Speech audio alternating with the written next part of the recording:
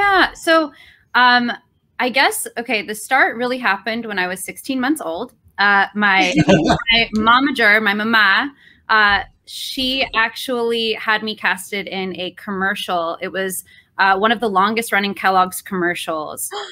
Yeah, so it was for cornflakes. I'm at the very front of the commercial, and it's how I got my Toyota Camry from those residuals. Wow. Yeah, so I mean, so I did some acting when I was younger, and up until about 10, and I did just a few things here and there, and I think that is where my love for just all things production started. And while I enjoyed being in front of the camera, I mean, I was so young, it kind of helped me come out of my shell. I did some improv classes, and then from there, it really kind of turned into being more interested being behind the camera as I got a little older.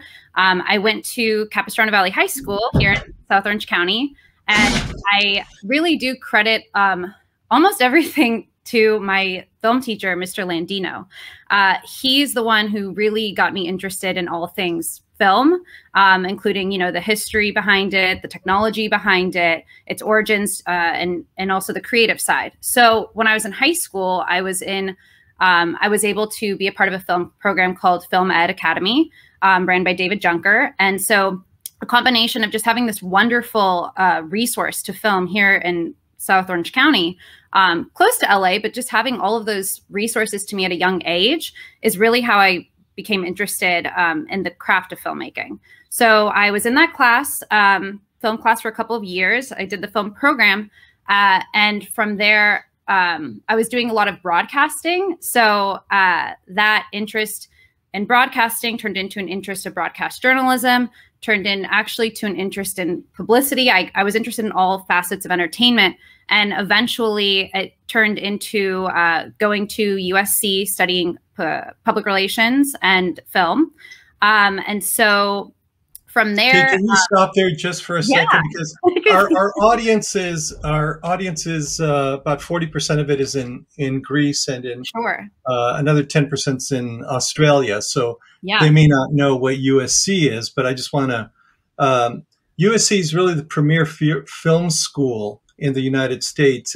I think they've gotten big donations from Steven Spielberg and George Lucas, and I think they pretty much upgraded that school into what it is today, which is just I think it's always been a world-class kind of academy for filmmakers, but it's just gone so much more. Yeah. So University of Southern California, I'm very fortunate to have gone there. I did get my major in public relations, but in my minor of cinematic arts, I was very involved in the film school. I was a teaching assistant for 2 years to a master's class, the business of motion picture studio. And I was also a teaching assistant for a broadcast class. And I do credit that experience, getting that education, to a lot of, what I've been able to do now. I did a lot of internships. When I interned, I made sure to intern at a couple of different places, starting with agencies, talent agencies, all the way to development at Focus Features, and talent management as well. And it gave me a wide breadth of, what the business is. And I think it's very important to understand the entertainment business as a whole. So I had a well-rounded experience, and I could go on to what I did after college, but if, Theo Bobby, I don't know if you want to touch on anything else first. And so we're lucky enough today to have the two creators of that show with us, Michalidis and Adam Petritsis. And Adam, I'm sorry if I butchered your name, but I can't even say your real first name, Adam, so I apologize. And hey, welcome to the show, you guys. Thank you for joining us. Thank you very much. Hello, good to see you again. And let me introduce you to Constantina Konugres. Hi. Hello. Hello. I love the show. So Michael and Adam do this beautiful show called Ancient Greece Revisited. And they also do a radio show as well called On Tyranny. And so I want to talk about the radio show kind of towards the end of the program. But what I want to do right now is talk about filmmaking in Greece, and I kind of, or just filmmaking in general. But I wanted to start off with Constantina because I wanted Constantina to tell us how the Hellenic Film Society kind of interacts with Greek filmmakers, and then I want to go to you guys and maybe start like a roundtable discussion about what we do. So, Constantina, do you want to tell us about the Hellenic Film Society and Sure. what you guys do and what is your mission and goals and how you got involved? Of course. So the Hellenic Film Society USA, it's an organization that it really is international. I mean, it started in New York City, and it's, of course, expanded to Greece. It's, well known in Greece, too, because our whole mission is to promote Greek filmmaking and Greek films. So it's, the mission is to have Greek films known in the States by, not just Greek filmmakers, also Greek American filmmakers, but to really preserve our culture and heritage through film and make sure that Greek Americans too are aware of all the amazing filmmaking that takes place in Greece. So I got involved. I mean, I've always known of the Hellenic Film Society. I was living in New York City for 4 years. And so I'd go to their events, and I know some people on the board, and I joined this January on the board of directors, and it's been so wonderful to be involved with it because, we were able to still exist virtually, and each month we are showing 2 Greek films, and we have an upcoming event to celebrate the 200-year anniversary of Greek independence, which is really exciting. I could go on about the event, but that's the Hellenic Film Society in a nutshell. And I everyone on the team is just so incredible. Jimmy Demetro is a professor and scholar and just a wonderful man, president of the board. Everyone on the board is just awesome. So I'm very proud to be a part of it. Oh, that's fantastic. And I know you as part of RadicalMedia, you've done some pretty fantastic stuff with David Byrne and with, and I guess it was a Spike Lee film you worked on, right? Yes. Yeah. So I work at RadicalMedia. I'm the production supervisor there. We're a production company that is based in New York City, but it has offices globally and including LA. And I've been with them for 3 years. They're a fantastic company, and it's really neat because being a production supervisor, I get to oversee all of our projects, and they all vary in range. So we do mostly documentary filmmaking, which is why I'm so excited to talk with you guys, Michael and Adam. Most recently, the David Byrne project was HBO's American Utopia, David Byrne's American Utopia, and it's really cool because it's about the live Broadway show that was in New York City, and it did shut down because of the pandemic, but we were fortunate enough to capture it before it shut down, and it's an incredible production that Spike directed. David Byrne, of course, produced being at his show, and there's just an incredible team. What's neat is that even though I wasn't part of the direct production staff, we had Alex Sash, a supervising producer.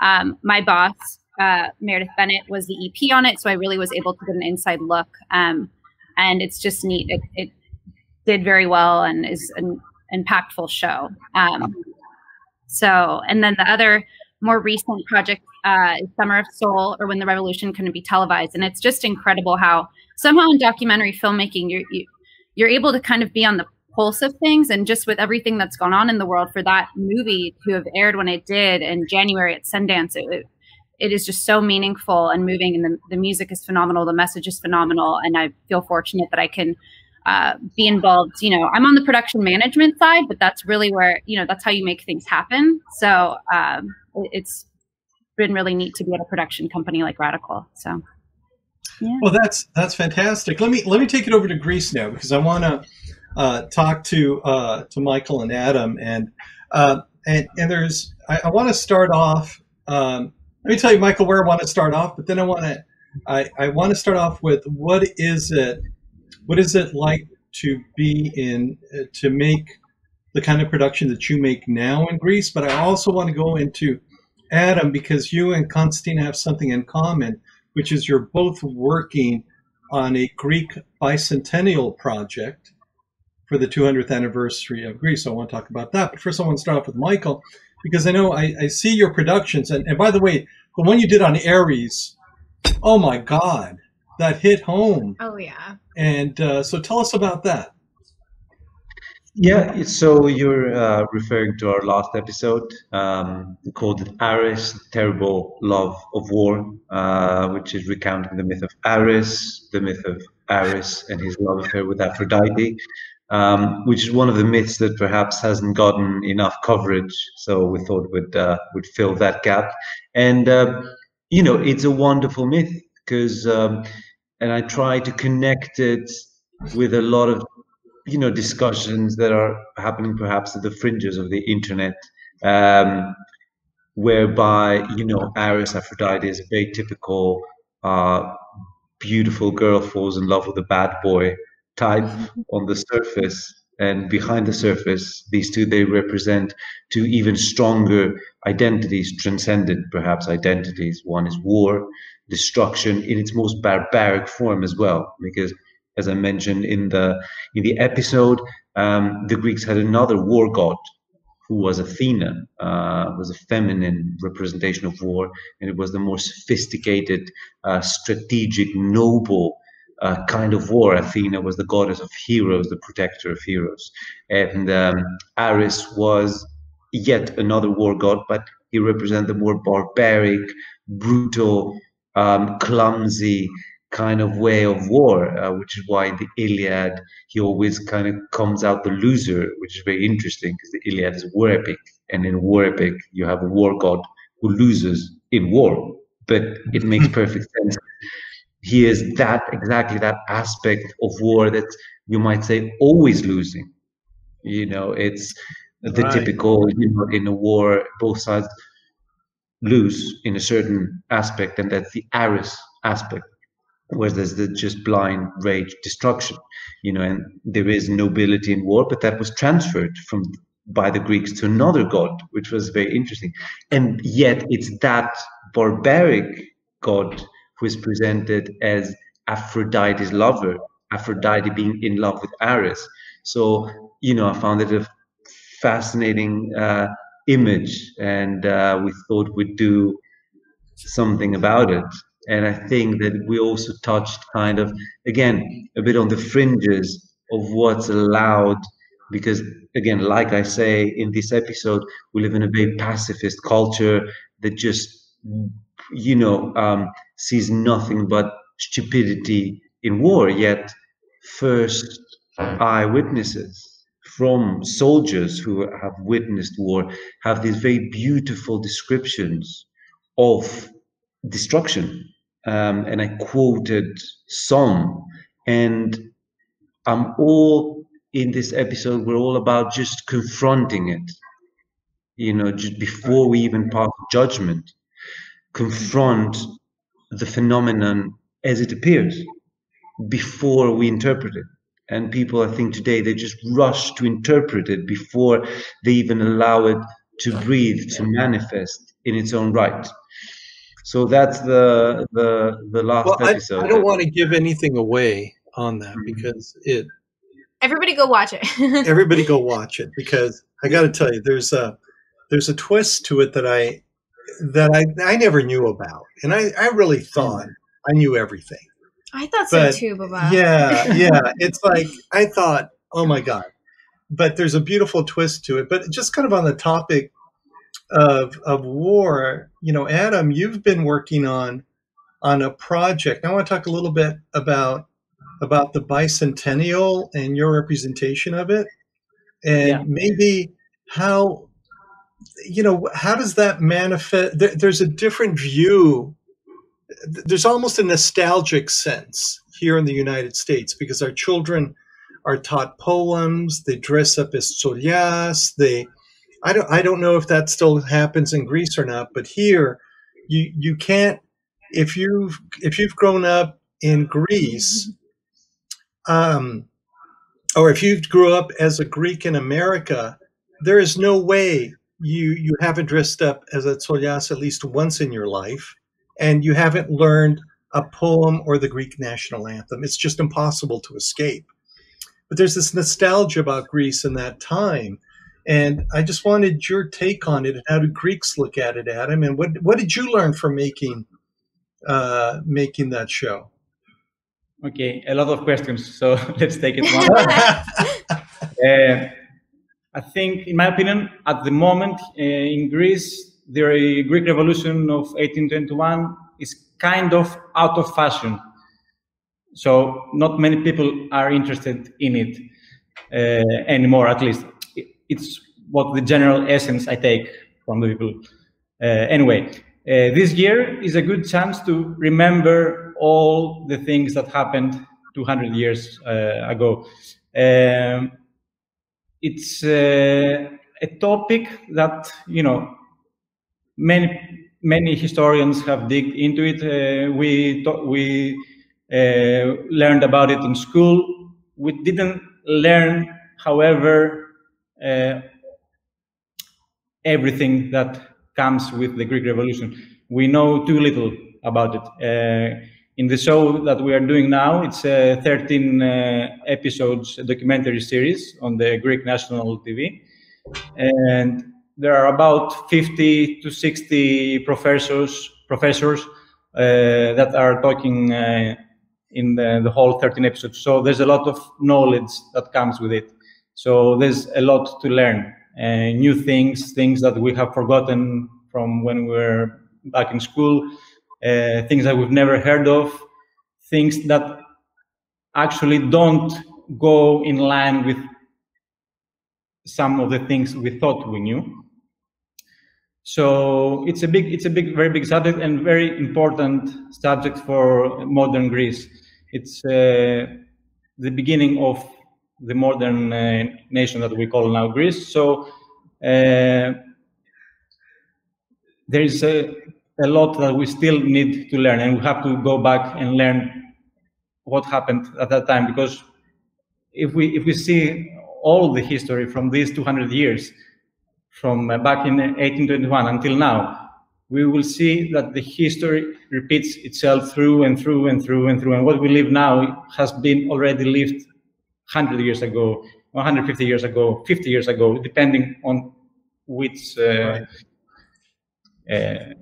thing we look at. Was there something that you learned that maybe changed the way you looked at something? I don't have something specific to say about it, but we have, in my opinion, we have to look at the events from a third point of view, not from the Greek point of view or from the Ottoman Turkish point of view. We have to look at it objectively. Okay. Objectively or wait? Yeah, no. Objectively, yes, you got it. Yeah, right. Yeah. So is now this show is currently running on ERT? No, it will run. It will. The first episode will air on the 25th of March, which is perfect, right on the day. Yeah, and then it will be once every week on Saturday night. Oh, I can't wait to watch it. No, that's fantastic. And Constantina, when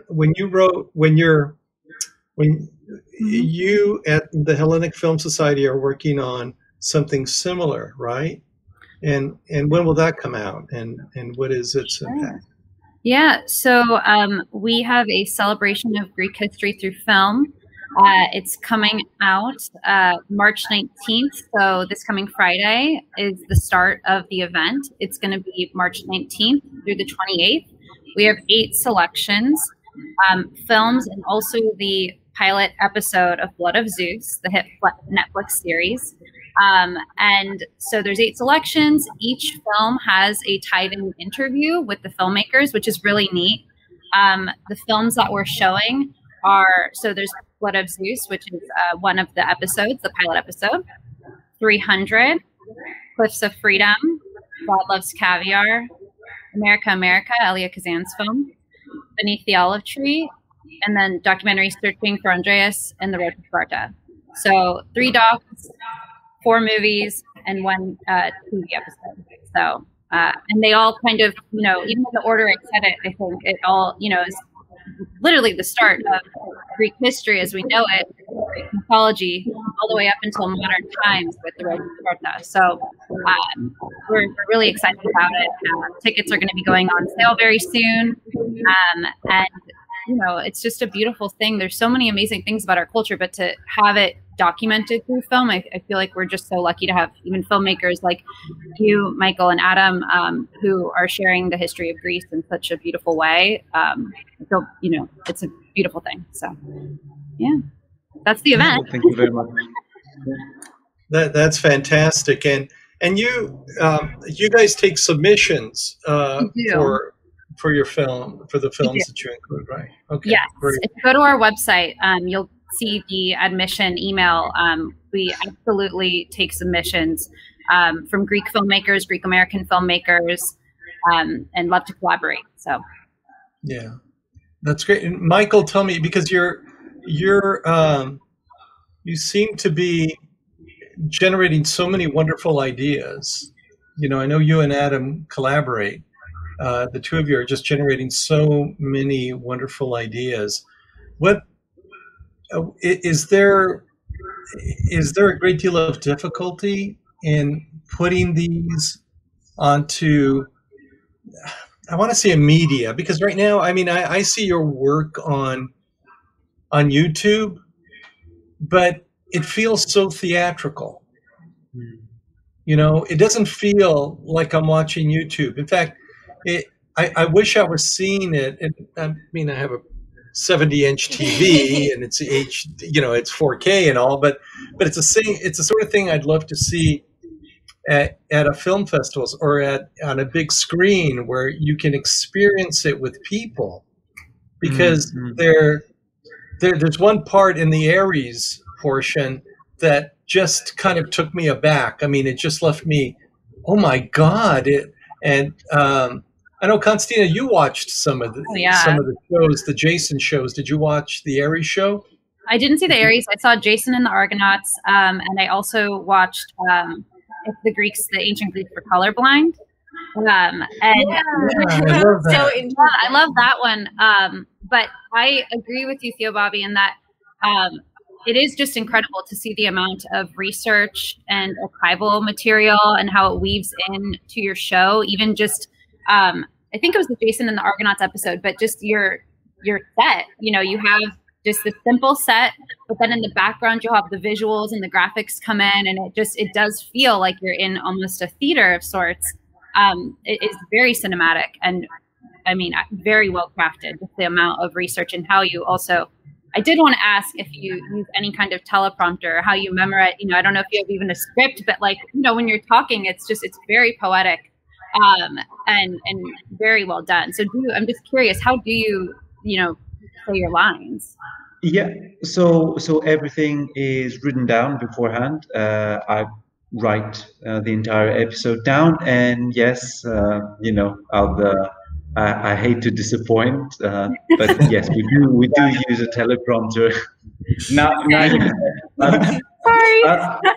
thought of keeping the mystery, but I'll tell you what.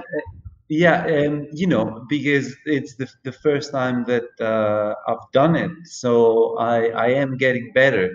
And there is, if you go to our channel, there is an introductory video. So the video that you get just under the banner sometimes starts playing on its own, which is quite annoying. Or I think it has something to do with the browser settings, whether it starts playing. But it's the video there, and that is not from a teleprompter, and I kind of memorized the whole thing. It's much shorter. I think it's about 2 minutes. Again, I wrote it down. We wanted to have it. Something happened, I think, and we could write at them. We brought the we forgot the teleprompter, but the idea was to have the teleprompter, but we didn't, and I memorized it. I mean, it was my writing, but I memorized it and I said it. So yes, we use the teleprompter, but it feels that I'm at a point where it's not too, it's not unimaginable that I could be saying it. Because the difference is he's not an actor or a presenter who receives a document that he reads it. He has written it. He has done all the research on it. So it's like it's his basically. So it's not the first time he sees it or the second time. It's his baby, so he knows what to do and what and how to play. Yeah, but you know, the more you do something, the better it is. And just to answer your question as well, Bob, about, you know, the difficulties and that, it's not too long ago that I began to write the Ancient Greece Revisited and write in general, I guess. So, you know, a year, I guess, half a year before I met Adam and we actually began on the show, where I was doing a lot of my writing, and I would write, let's say, an episode. I'd write it, I'd leave it, you know, and sleep on it, as we say, wake up the next day, read it again, and it would be perfect. I would say, this is amazing. Now, if I were to read it now, I would be like, oh my God, what was I thinking? I can't even understand what's going on. You know, too long, too complicated, too many references, jumping through tangents. It's fine. You know, I'm glad I took that time, and you're seeing the episodes that you're loving rather than these other episodes. But perhaps I wouldn't be here invited. Who knows?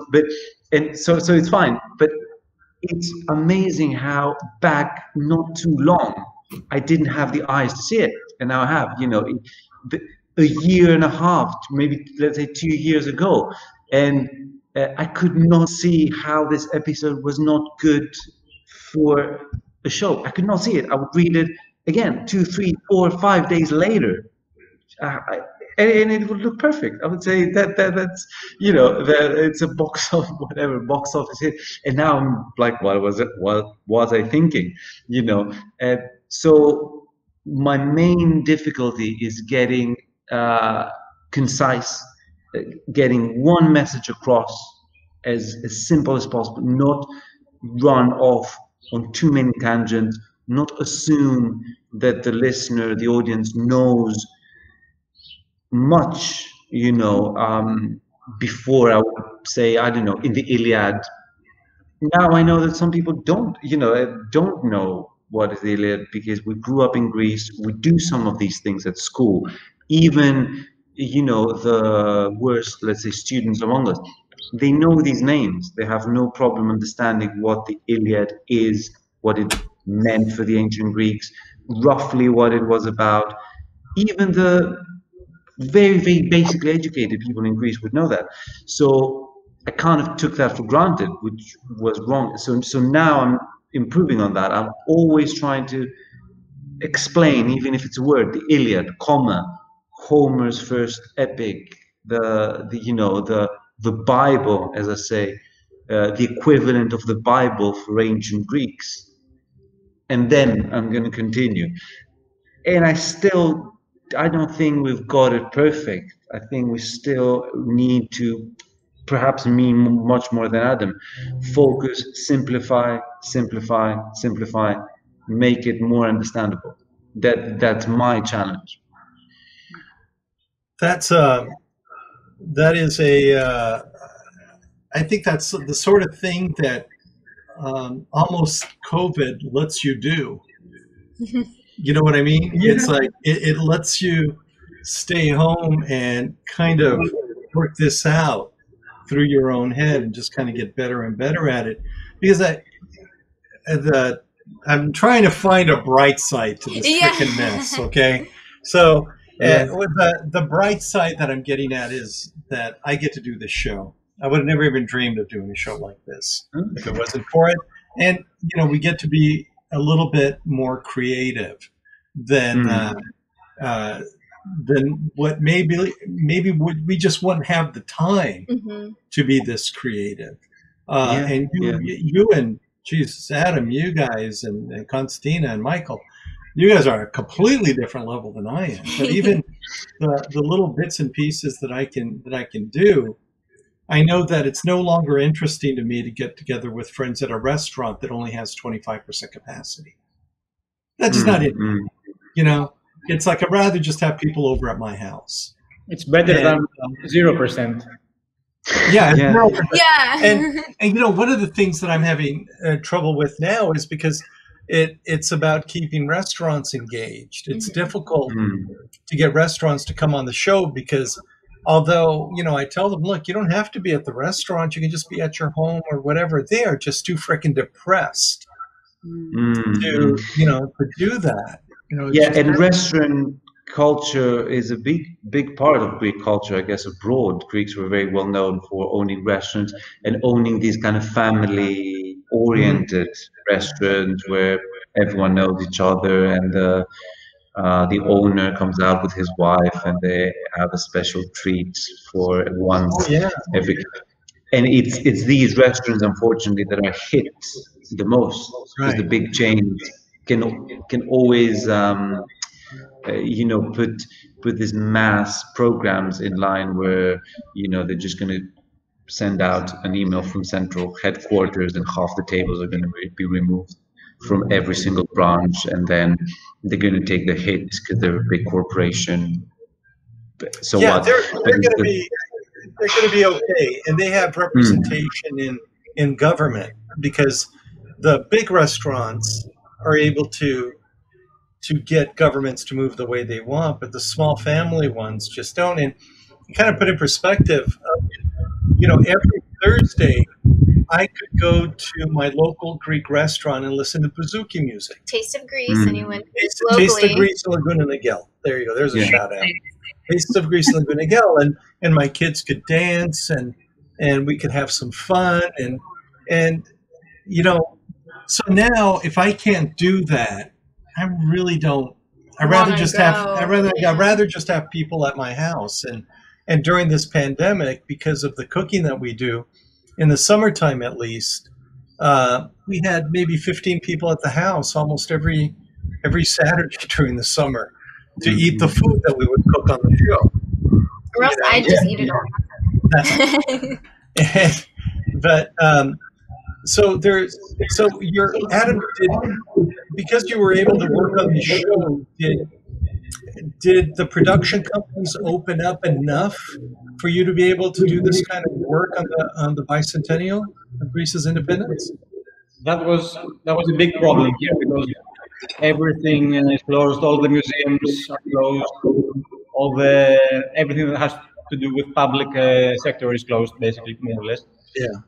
So we had to do special arrangements for all these things to happen, and we certainly didn't have enough time as well to do it, and we didn't have all we couldn't take all the content that we wanted to use. But apart from that, we managed to do, I think, due to the circumstances, a very good job. Oh, good. I can't wait to see it. I just can't wait to see it.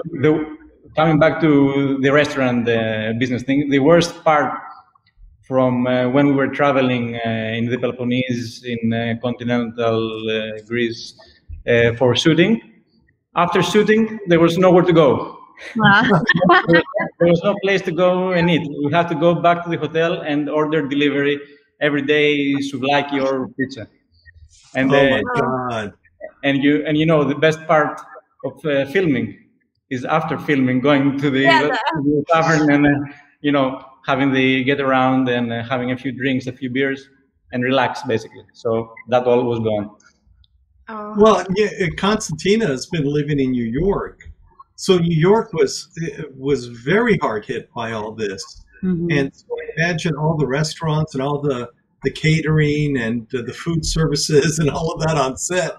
Oh yeah. I mean, yeah, a lot of favorite spots have closed down. And interestingly enough, it was hit the hardest, but I also think it recovered the quickest. I think it's part of the New York culture, just how strong, you know, the community is out there and how seriously they've taken COVID. But yeah, it is interesting with production. I was going to ask Adam, so that series, did you start production before the pandemic, or was the show produced after the pandemic? When was pre-production? In the midst of the pandemic. We did actually in how you say it, in record time. In record time. Because we began production in November. Okay. Of Wait, which year? This year. 2020? 2020. Yeah. 5 months. What? 13 episodes, 5 months. So quick. With all the filming and all the interviews during that time, with the pandemic going on and everything closed. So, and did you only film in Greece? Domestic? Yeah. Okay. We couldn't. So that just shows you, Constantina, when things open up, you got to get your production company to move work to Greece. Seriously. No, that's really assuring to hear. That's great. I mean, that's a very quick turnaround, and that's tricky. In Greece, which is a bad thing, and well, maybe sometimes it's a good thing as well. Things happen every time at the last minute. I know. Well, same here, but I don't know if that's a Greek thing or just me. But yeah, I know it is great. You can kind of I've heard that about production in Greece, which is great that things, if you have a good fixer, you're working with a good crew, you are able to just kind of hit the ground running. So. Well, that's great. I'm glad that some things are moving on. Mm-hmm. I want to talk to you, Michael, about some of your prose are just incredible, by the way. I just love the way you write. It's just incredible. And you started, I just want to touch on this because I want to interview you specifically about this. So let's just touch on it a little bit, because you have Ancient Greece Revisited, which is a show that you and Adam work on, and it seems like you release maybe once a month. You release an episode. Yeah. We try a little bit sooner, but I mean, if you average our episodes out, they average about 3 weeks. 3 weeks on average. Okay. Now that I'm also doing these interviews on this podcast that we're incorporating. Hopefully, it's going to move to one episode per 2 weeks. Well, I think it gives you the podcast you're doing on tyranny, because it's just it's audio, it isn't video, and I really like that. I mean, it gives you a long form to kind of extrapolate what we're kind of getting a taste of in these 10-15 minute vignettes that you do on Ancient Greece Revisited, because I kind of as I listen to them, I kind of see an opportunity to expand. Interestingly enough, when I interviewed Vlas and Charlie Parlapanides, and we talked about the immortal, Blood of Zeus really gave them a chance to expand on a theme that they were trying to run on something that they had minimal control over, which is, $150 million movie, to something that they are the showrunners of, where they can take those themes and kind of really explore them over, I don't know, probably 6 hours of cinema. And I think, is that why you started the show? Did you kind of, when you started looking at Ancient Greece Revisited, did you see, oh my God, there's all of these things that I can bring people on and talk about and kind of expand? Yeah, I mean, I started as a consumer of YouTube. I was fascinated by the whole podcast scene. I would watch Joe Rogan show. I would watch another show in London when I was living there called London Real, which is like an English spin-off of, I guess, Joe Rogan. I would listen to podcasts such as Sam Harris. I would listen to Hardcore History. Dan Carling is the name of the historian. Excellent, by the way, excellent show, Hardcore History, and an inspiration. And it was amazing to see how, for all these years through television, we had missed this idea of the long format. We were, the most you would see is like perhaps 50 minutes would be a really big interview on TV, and there would be half scripted ads in the middle, canned questions. Sometimes it would get heated, sometimes there were some excellent interviews on that format as well. But when I watched Joe Rogan, it was after these 5 minutes that it started getting interesting, and he would do sometimes 3 hours on a show, and I would catch myself watching and listening to these 3 hours. I would even time it, perhaps going to from work, 1 hour each. But I was interested. It wasn't like homework, and so I realized that, you know, there was a space that we were missing because we're watching TV. And what YouTube and the internet in general proved is that there are people who want to listen. You know, it's almost like two things happen at the same time. You know, our attention span has shortened, which is what everyone keeps on saying. You know, people's attention is too difficult to get, which is true. It's true as well. But at the same time, as our attention span, there is this space for this long format. People want to get down to the bottom of something.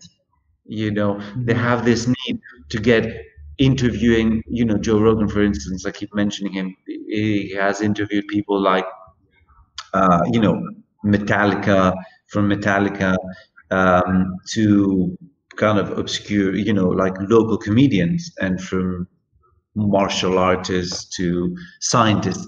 And people want to listen to their stories, want to listen to their childhood adventures and problems and how it led them to this path. You know, they don't just want the quick canned answer questions. Right. I want to talk to you more about that, because I think that but I want to do like a one-on-one with you, because I think it kind of leads into, because I love the title of your show, On Tyranny. You know, I mean, and I love what you've done in the past, because you've done shows on really the COVID lockdown and how it related back to the Peloponnesian War. And you know, I don't know if people realize the amount, the intellect that was lost during the plague, during that war. I mean, you know, we lost Pericles, we lost, you know, all of these great thinkers of the time. There were just so many people. But you know what? I want to give you guys, when we're going to end the broadcast, then Michael, if you don't mind staying on with me for a few more minutes so we can talk. Sure. But I want to give you each a minute to talk about whatever you want to talk about, and just kind of tell the audience where they can go to find your stuff and so on. And we'll start with Constantina, and then we'll go around the room. Sure. Okay. Well, really quickly, I wanted to say that Plato episode about the coronavirus is really interesting for Ancient Greece Revisited. But so the Hellenic Film Society, we have this incredible event that starts March 19th. It goes through March 28th, and you can go to HellenicFilmUSA.org to learn more about it, see trailers to each of our selections, get tickets, which will be going on sale very soon. It's 8 amazing selections that show the history of Greece through film, celebrating our 200-year anniversary of Greek independence.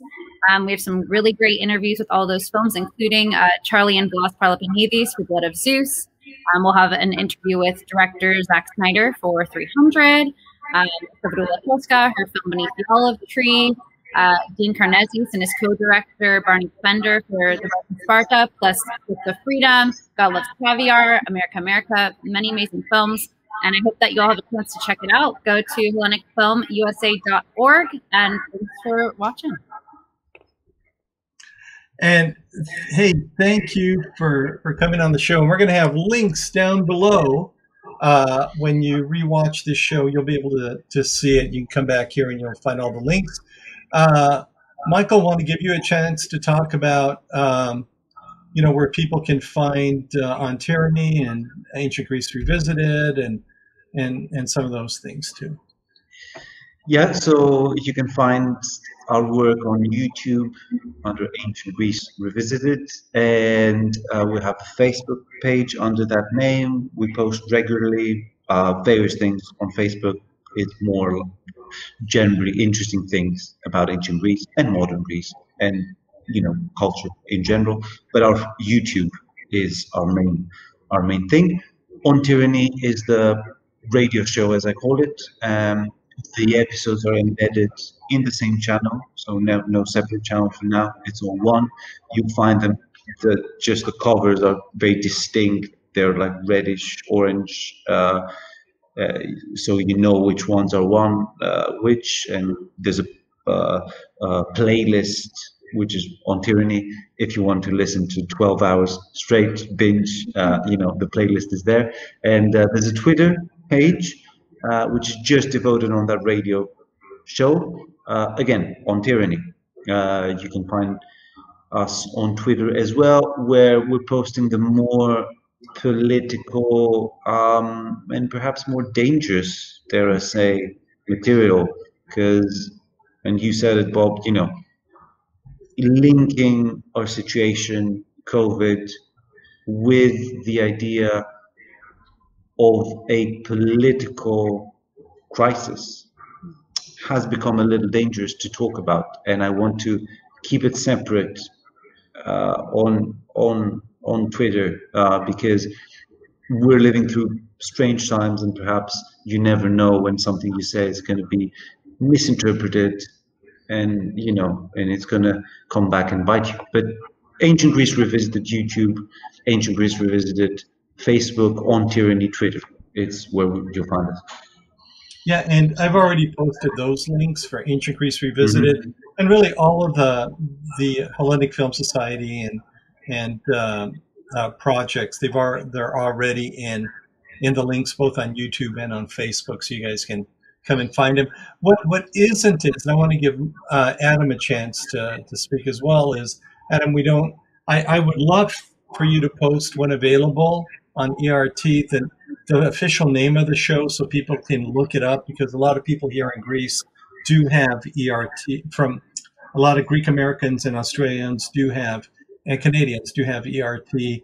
And so if you want to tell us what's next for you, what you're going to be working on again. First, the Greek title of the show is 1821, η Ελληνική Επανάσταση, 1821, the Greek Revolution. And it's 13 episodes that each one is thematical. So we talk about the war, the navy, the European diplomacy, and each episode is a different subject. It will air, like I said before, on the 25th of March, and from then on we'll play every Saturday one episode each week. Now, apart from that, and actually, the next big project I want to do with Michael is to take AGR one step further, and apart from the YouTube channel, we have to put it on the big screen, not the biggest screen, the smaller screen of the TV, anyway. In the future, maybe even in the big screen. So yeah, we want to try to see, maybe contact some producers and channels and see if we can do the show on as a TV series on different format, possibly longer than the 10-15 minutes that our episodes are now. Yeah, that's okay. Great. I can't wait to see it like in a longer form on television. It deserves to be. We do have the first episode of the series, the Greek strip on LSD, with the myth of Persephone. Sure. We have prepared, let's say, a layout for a 1 hour documentary that we want to create and include the whole myth in it. and we have actually made a proposal in the Greek Film Guild, and hopefully, if we're lucky enough, our project will go through and we can basically get financed to create the project. That's beautiful. Hey, can I ask you guys a favor? I'm going to say goodbye to our audience, but then we're going to go. I'd like to talk to you guys for just a couple of minutes. So let me just say goodbye to the audience and stop broadcasting, and I'll be right back, okay? So let me kind of get back here.